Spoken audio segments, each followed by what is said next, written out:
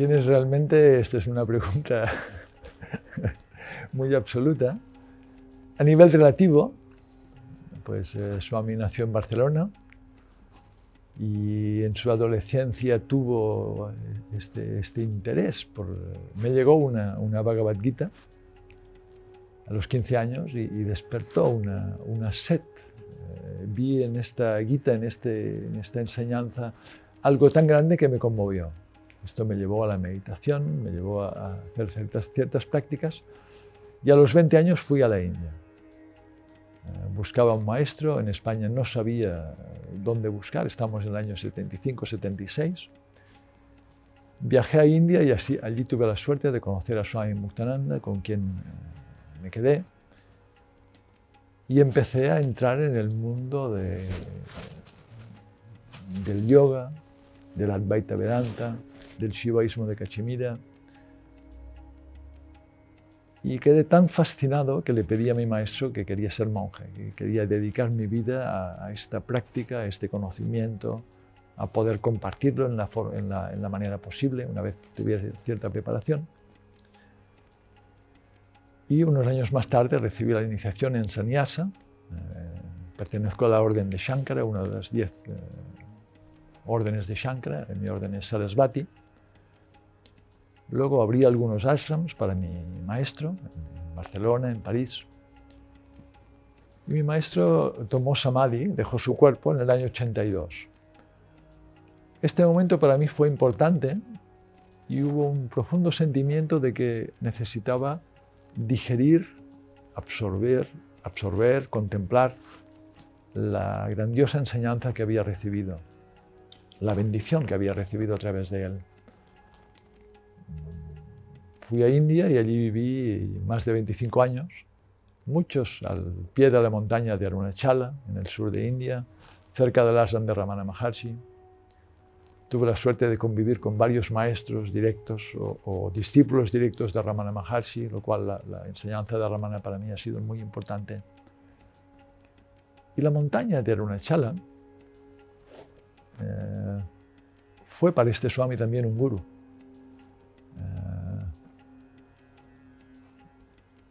Esta montaña inducía al silencio, esta montaña inducía a que la mente se fuera aquietando y aquello que es se manifestara. Entonces allí pasé con intervalos, estancias en Benarés estudiando sánscrito, pero allí pasé más de 20 años. Los últimos 5 años en India estuve con un maestro, Swami Nityananda Giri, también cerca de Arunachala, en Tirukovilur, estudiando las Upanishads, estudiando profundamente el Advaita Vedanta, las Upanishads con los comentarios de Shankara. Fueron 5 años de mucha plenitud, después de este silencio, esta práctica, volver a la enseñanza y comprenderla desde otro espacio. Y pasada esta fase hice un viaje a España, venía cada año, cada 2 años, porque había personas que querían que enseñara. Y me quedé aquí. Muchas personas me preguntaban, ¿pero cómo no vas a India? Y pues no sentía este deseo, este impulso de regresar a India. Y aquí Swami se quedó, creamos Advaita Vidya, una asociación para dar a conocer y difundir la tradición hindú, sobre todo el Advaita Vedanta y el Shivaísmo. Creamos ediciones Advaita Vidya. Se creó un ashram, Kailas Ashram, donde hay personas que viven y practican o nos visitan. Y hoy estamos aquí con vosotros.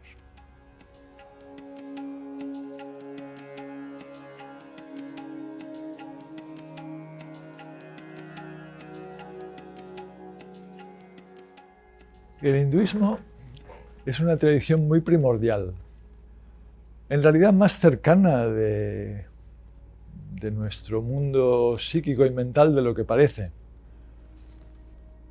Lo que nos ha alejado de la visión hindú es, en cierta manera, las concepciones del mundo moderno y también la forma que los orientalistas percibieron esta tradición.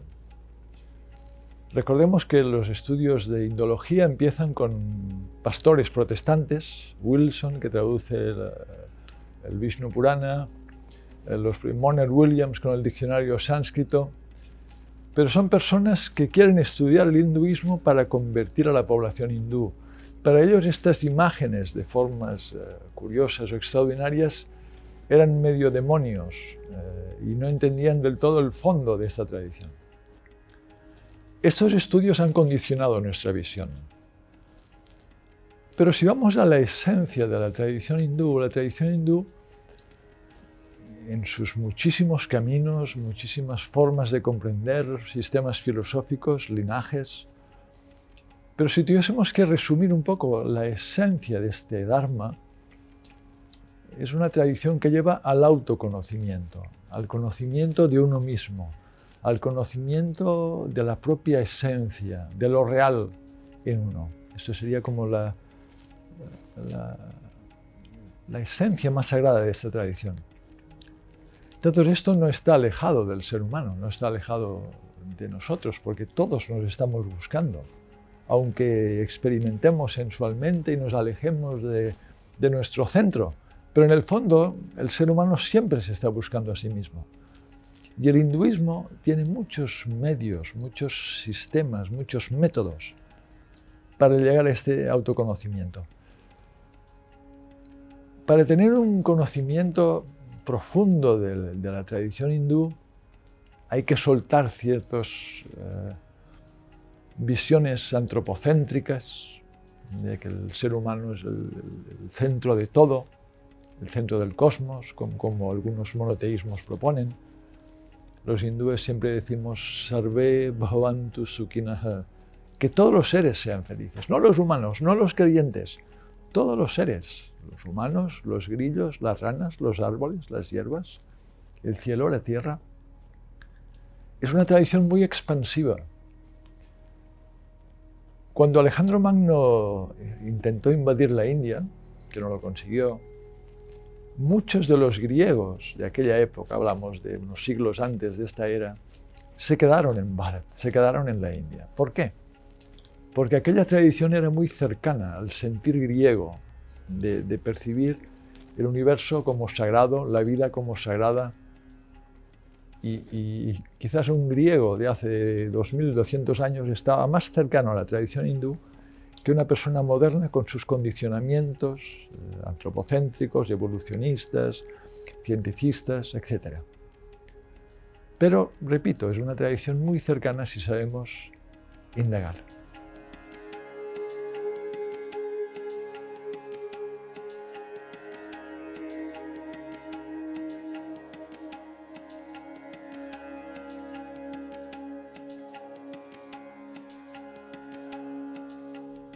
Los textos védicos que quedan por estudiar o textos hindúes que quedan por estudiar no son infinitos, pero son muchísimos. Tampoco se trata de estudiarlo todo, se trata de que cada uno coja su línea de indagación, su línea de trabajo, su camino y llegue al final. Y al final es siempre, repito, el autoconocimiento. El estudio es un medio para el autoconocimiento y el autoconocimiento se basa en el gran silencio. Sí, si hay más estudios, si hay más traducciones, pero más que estudiosos y académicos, lo necesario es personas que sepan entrar en el río de la tradición. Una tradición es un inmenso río, o un camino espiritual es un inmenso río en el que el aspirante va entrando hasta que desaparece en este río y se hace uno con este conocimiento. Entonces, a veces los tratados académicos, si bien muestran cosas, les falta este corazón, que es de aquel que ha tenido la experiencia, la vivencia. Y esto sería lo más deseable, que hubiera personas que profundizaran en esta experiencia de los distintos caminos dentro del hinduismo y que hablaran desde el centro de la tradición.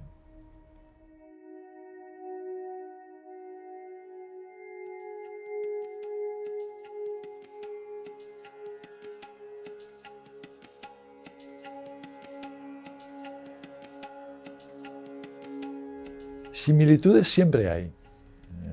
El proceso místico o el proceso de autoconocimiento llega a un momento donde la fe el dogma, la creencia, la doctrina, casi incluso la enseñanza va quedando atrás. Y este místico o esta persona avanzada en el camino empieza a entrar en estos bhumis o planos interiores de inmensidad. Y aquí maestro Eckhart, Suso de la tradición católica, o Ibn al-Arabi, o al-Hallaj, o Mansur Mastana, o Rumi, seguramente, o ya muchos maestros de la tradición hindú, están entrando en estos espacios más allá de las doctrinas. Bien, ¿qué le pasó a Eckhart o qué le pasó incluso a San Juan de la Cruz, que estuvo con la Inquisición, que casi lo persiguió? Eckhart tenía que haberse retractado de 20 puntos donde él mostraba la unicidad entre la esencia del ser humano y la divinidad. Murió, afortunadamente, si no la Inquisición hubiese tenido problemas. ¿Qué le pasó a Ibn al-Arabi con este tratado de la unidad? Tuvo que irse de Murcia y escapar, pasando por varios países. Mansur Mastana fue cortado a trozos. Entonces hay tradiciones donde el libro sagrado y el dogma es muy importante. En el hinduismo, afortunadamente, el mismo Shankara, que es la ortodoxia, diríamos, por decirlo de alguna forma, dice que el mismo Veda, una vez has alcanzado este estado, puede ser lanzado, puede ser apartado de tu camino. Es decir, lo importante no es la creencia, es la experiencia profunda. Y el texto, la doctrina, es la escalera. Pero una vez estás en la terraza, la escalera ya no sirve. No hace falta estar arriba de la terraza cargando con la escalera. Entonces, en el hinduismo hay mucho menos dogmatismo y mucho menos aferramiento a la letra del texto sagrado. Lo importante es la profunda vivencia interior. Dicho esto, en estos místicos que están en tradiciones que ayudarían más a esta trascendencia, o otros que tendrían dificultades en la trascendencia dentro de ciertas tradiciones, en la experiencia mística hay esta unicidad, porque el ser humano aspira a la infinitud.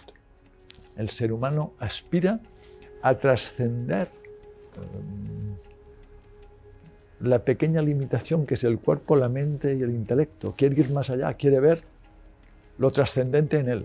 Y esta búsqueda la encontramos en todas las tradiciones.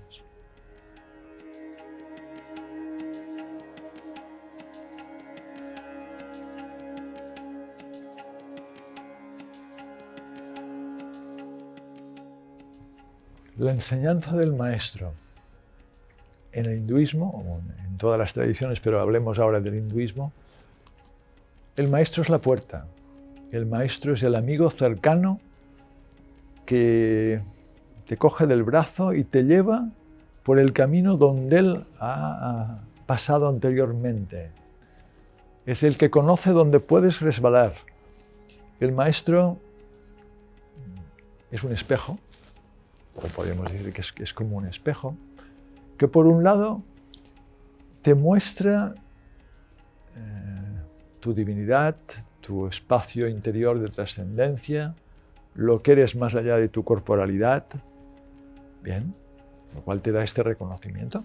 Pero por otro lado también te muestra dónde estás atrapado, dónde tu ego está condicionado, aquello que no ves, a lo cual estás muy agarrado. Entonces, muestra lo que eres y te dice lo que debes de soltar. Y esto lo hace, esta es su función. Sin maestro sí se puede avanzar. Hablando de mí mismo, he disfrutado muchísimo del estudio, de la meditación, de la recitación de textos, pero donde ha habido como saltos hacia el interior, ha sido al lado de maestros, especialmente de mi maestro, pero también de otros maestros que estaban inmersos en esta conciencia trascendente. Y por su silencio, por su compañía, por su emanación, aquello que la mente no llega a comprender se hace manifiesto. Es como si alguien te diera suavemente un empujón a otro espacio. Me consta que el maestro es una figura, curiosamente, que en Occidente cuesta de aceptar. Sin duda ha habido maestros que no han hecho lo que deberían de hacer, pero también abogados y arquitectos que han hecho lo que deberían de hacer, y no por esto la abogacía o la arquitectura deja de ser algo importante. Si observamos los textos hindúes, en las Upanishads, relación maestro-discípulo. Bhagavad Gita, maestro-discípulo. Todos los textos de Hatha Yoga, maestro-discípulo. De Jnana Yoga, los textos de Shankara o Vivekachudamani, un maestro y un discípulo que escucha, no que tiene que aceptar lo que el maestro dice, tiene que discernir, tiene que cavilar, tiene que digerir la enseñanza, mostrar sus dudas y amorosamente ir avanzando y trascendiendo. Por mi experiencia personal diría que el maestro ha sido el punto clave o más poderoso de mi camino. Por muchas de las personas que conozco también. Y creo que en la tradición queda mostrado en los textos que el maestro es como una puerta, una gran ayuda que te lleve más allá de tu comprensión, porque a veces en la misma comprensión puede estar la trampa de no querer trascender la mente. La mente ella misma no quiere trascenderse.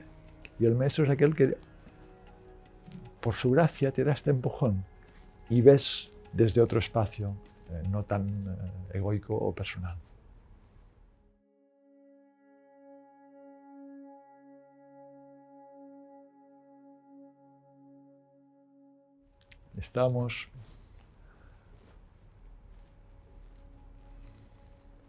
Estamos muy condicionados. Estamos condicionados, antes lo mencioné, por este antropocentrismo, como si la Tierra y el universo estuvieran en función de este ser humano, que si este ser humano fuera mucho más importante que las vacas o las ranas. Es cuestionable. Estamos muy condicionados por esta idea loca o esta superstición del progreso ilimitado. ¿Progreso hacia dónde? La Tierra está en un estado catastrófico y aún seguimos pensando que estamos progresando, que el progreso lleva a algún lado. Estamos entrando en una tiranía tecnocrática. Las máquinas nos van a controlar, pero parece que sea inevitable. Claro que es evitable, claro que es cambiable. Solo hace falta un cambio de conciencia, un cambio interior. Estamos bajo sistemas de manipulación mediática muy fuertes. Vamos hacia un gobierno mundial. Entonces Occidente está en una condición muy voluble, muy inestable. Se propone la individualidad ya de forma extrema. Uno puede decir soy hombre o soy mujer sin tener en cuenta su cuerpo o sus hormonas, pero todo vale. Habría que volver a la comprensión del mundo natural, del mundo tal como es, del rhythm, del orden cósmico. Y Occidente se ha apartado de este orden cósmico. Por esto nos estamos autodestruyendo. Estamos destruyendo la tierra, las especies, ensuciando las aguas y el aire. Si Occidente estuviera en un estado armónico, esto no ocurriría. La tierra no sufriría. La usura no se hubiese implantado. Entonces Occidente, o este mundo, ¿por qué no podemos hablar de Occidente? Este Occidente ha infectado a India, Japón y China y es esta mentalidad moderna, ¿no? Es un regreso siempre renovado hacia un mundo más natural, un mundo más sano, un mundo más sencillo. ¿Por qué? Porque tener más no hace más feliz. Porque tener 2 casas y 2 coches no hace que me sienta mejor. Swami conoce a muchas personas que viven con mucha abundancia y esto no les hace más felices, a veces tienen más problemas. Es recuperar el sentido de la vida, el sentido de la existencia, sacralizar cada acto, intentar vivir en la excelencia, buscar la plenitud interior. Es seguir la enseñanza de los grandes sabios de todos los tiempos, recuperar esto y no dejarnos llevar por ideologías que nos destruyen.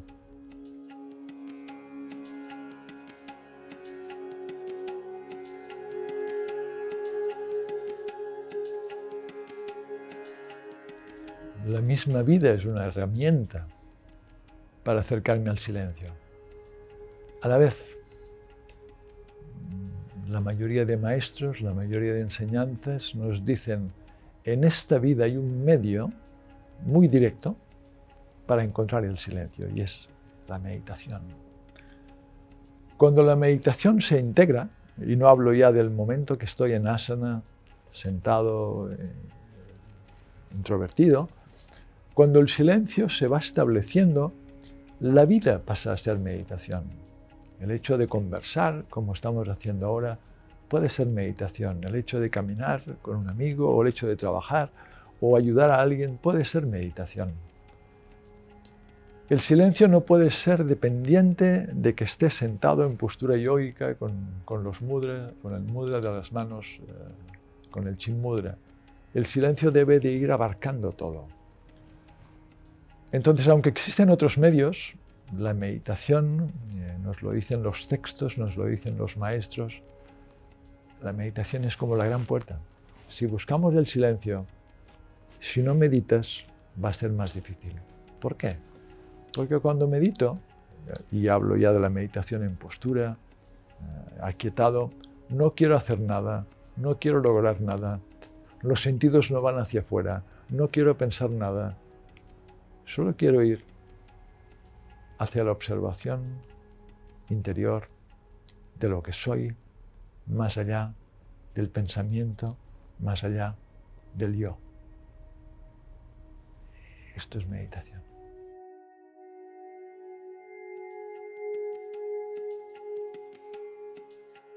La aportación del yoga es inmensa. Vayamos, por ejemplo, únicamente al yoga de Patanjali. Patanjali en sus Yoga Sutras, él es el autor de estos sutras, pero en realidad él recoge toda una sapiencia que existía de siglos anteriores, analiza la mente, los distintos aspectos de la mente, analiza el pensamiento, analiza el sufrimiento, con los kleshas, ¿no? de la ignorancia, la noción de yo, raga, dvesha, el aferramiento, la aversión. Y luego nos da medios para ir entrando en el espacio silencioso que siempre existe en nosotros. Es decir, aunque haya pensamiento, detrás del pensamiento hay un silencio siempre existente. Entonces Patanjali nos va mostrando la puerta de que este pensamiento vaya entrando en nirodha, en cesación, o de no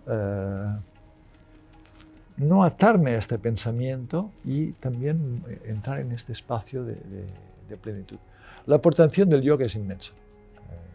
Sin duda, sería largo de explicar la totalidad, pero ¿por qué? Porque hay un análisis delicado de los estados interiores de samadhi, de absorción, savitarka o nirvikalpa, las distintas gradaciones de absorción, hasta la plena absorción en la plenitud interior. La meditación queda plenamente expresada. Además, Patanjali enfatiza la meditación por ella sola, si solo medito, no va a ser fácil. Entonces nos dice, la meditación está sustentada por una serie de normas éticas, una forma de vivir. Y aquí está la no violencia, la veracidad, toda una serie de virtudes que el practicante debe ir incorporando. Es como si el practicante se pusiera una guirnalda de flores y luego disfrutara de este olor. Este olor sería el estado trascendente que adquiere cuando todo su ser, todo su ser psíquico se ha purificado, ha perdido su egoísmo y aspira a lo más inefable.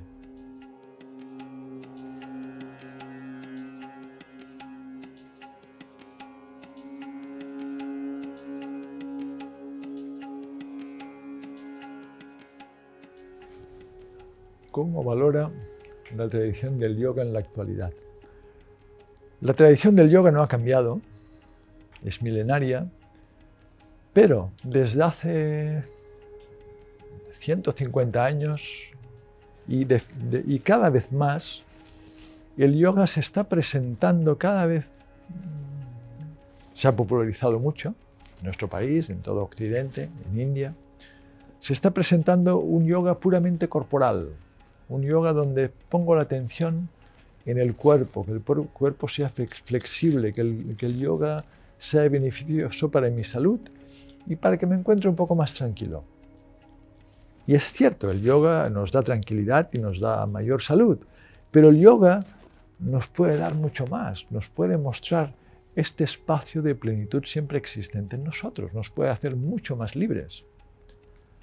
Entonces, si sacamos de contexto esta asana, esta postura, que era parte de un proceso espiritual, un proceso de ascensión hacia mi ser real, y me quedo solo en la postura y el bienestar que produce, sí que es agradable, sí que mucha gente le interesa, pero estamos perdiendo algo muy grande.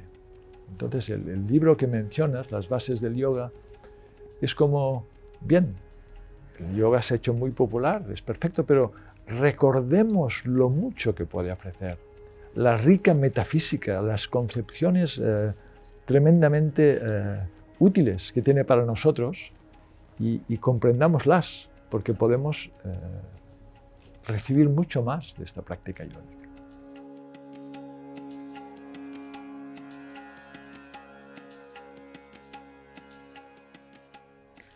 Un mensaje.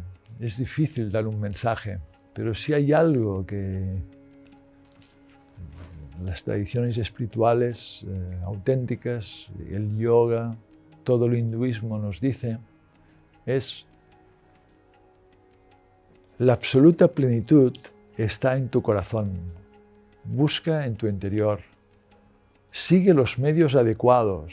Busca una persona de conocimiento, un sabio, un maestro que te guíe, que te indique, para ir entrando en los espacios de inmensidad y plenitud que están en ti. Tú ya eres lo que buscas. En ti está todo.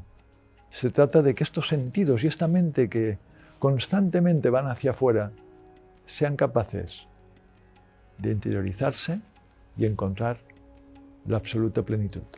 Todo está en ti.